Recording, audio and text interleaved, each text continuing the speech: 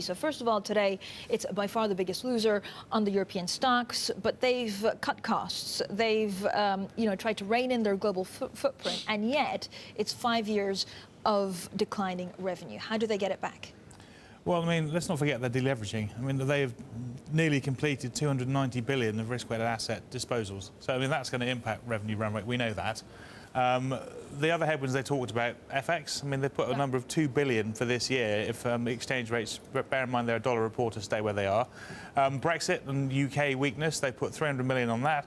So I think the problem at the moment is kind of they're doing all the right things on costs. Capital is great. The share buyback is a bit of a side story now. I mean, it was a positive, but bear in mind the dividend's much bigger than the share buyback.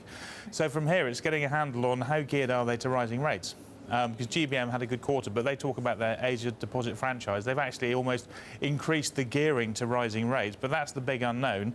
We know we've got operational gearing now, but where does the revenue go? Right, but Jonathan, at the same time, so they have two core markets, right? The UK affected by Brexit, and Hong Kong, the other core market, hasn't also been doing, great. Have the people in charge, could they have done things better? To be honest, no. I think they've done a very good job.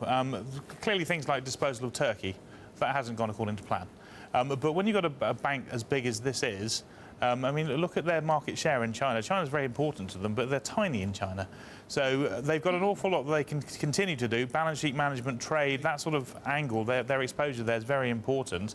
I think they've done a decent job delivering. I think the share price shows that. Jonathan, let me bring up the share price. What a train wreck. I mean, I love their research. They've got an outlier call, all sorts of interesting things in economic and securities research. Nobody cares. The stock is back to 2003 pricing. You can even take it back to 1999, the end of the boom pricing. Is this an Asian or a London bank, and where do they fit into the competitive landscape?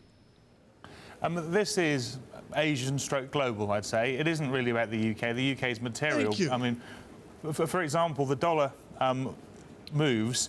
We know that currency-wise, they've got a very large sterling cost base. So actually, sterling weakness is good for them efficiency-wise. But in terms of what the drivers are, one, GBM, two, developing their Asia franchise, and China. So this is very much an Asia-focused bank, trade flows and GDP are very, very important to its outlook, more so than virtually any other bank I can think of. Why aren't they based out of Hong Kong? I don't get... I mean, I get Deutsche Bank, two locations and all that. JP Morgan is New York, New York, New York. Don't tell David Stubbs that. But, John, I don't understand the 5- and 10-year plan of HSBC. I know they're not Standard Charter. They're different. They're bigger, blah, blah, blah. What's the plan for this bank? Well, I mean, the question of the domicile was one that went over and over again over the last 2 years, and they decided to stick with the UK. And bear in mind, as I just said, the UK is a cheaper place to have headcount now, an awful lot cheaper for a dollar reporter.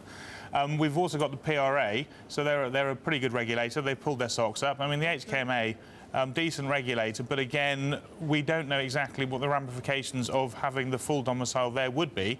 And clearly, China's important, but better the devil you know, I think.